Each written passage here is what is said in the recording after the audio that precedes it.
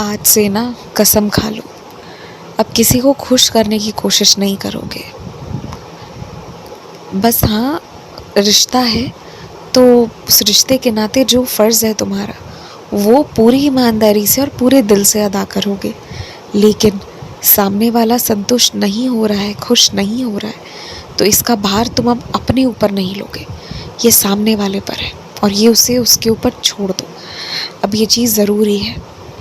बीते कुछ दिनों में तुम्हारा, जिसे तुम बहुत करीबी मानते थे, उस इंसान ने तुम्हें बहुत दुख दिया है, बहुत तकलीफ़ दी है और मुझे पता है कि तुम हमेशा अपने रिश्तों के लिए ईमानदार रहे हो, पर सामने वाले ने तुम्हारी ईमानदारी की ज़रा भी कदर नहीं की है। वो तो अपने किसी और ही रिश्ते को बचाने के लिए तुम्हारे साथ अन्याय पर अन्याय कर रहा है।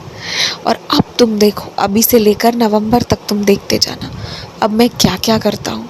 अब मेरी लीलाएं देखो और अब मैं देखना कि मैं ना अब लोगों को सही और सीधा करने वाला हूँ, क्योंकि मैं भी शांत रहकर बर्दाश्त करता रहा कि तुमने मौका दिया है तो मैं भी सुधरने का मौका देता हूँ। लेकिन सत्य तो ये है कि कुछ लोग मौका के लायक ही नहीं कि उन्हें मौका दिया जाए। कुछ लोग ऐसे हैं जिन्हें ज़रूरी है कि अब उन्होंने जो किया है उन्हें उसकी किए की सज़ा भुगतनी है। तो अब बस वही होने वाला है। तुम बस इतना समझो ना कि किसी के भी वजह से अपने आप को तुम्हें तकलीफ़ नहीं देना है, दुख नहीं देना है।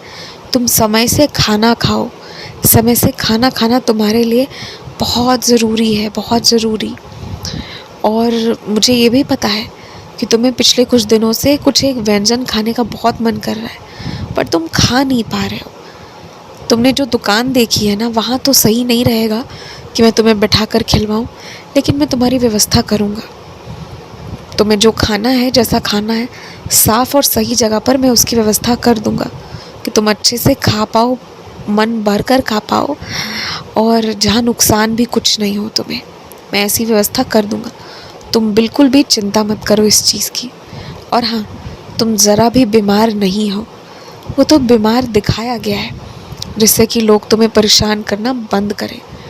और जो इंसान तुम्हें सबसे ज़्यादा परेशान कर रहा है ना, वो डरे कि अगर तुम बीमार पड़े ना तो इसका सीधा असर उस पर होगा।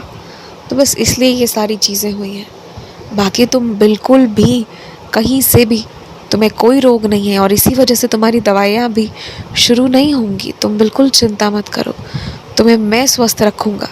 तुम्हारे जीवन में अब तक जो बड़ी बड़ी लीलाएं नहीं हुई है ना, उससे बड़ी अब लीलाएं होंगी।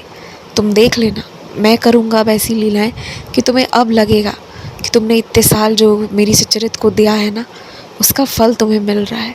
और तुम्हें समझ आएगा कि मैं कितने कितने ज़्यादा पास हूँ तुम्हारे, जो अभी तुम्हें नहीं दिख रहा है। दूसरे शहर में बसने का फ़ैसला बिल्कुल सही है तुम्हारा। आगे मैं व्यवस्था करूँगा, तुम चिंता मत करो। खुश रहो, आयुष्मान भवा।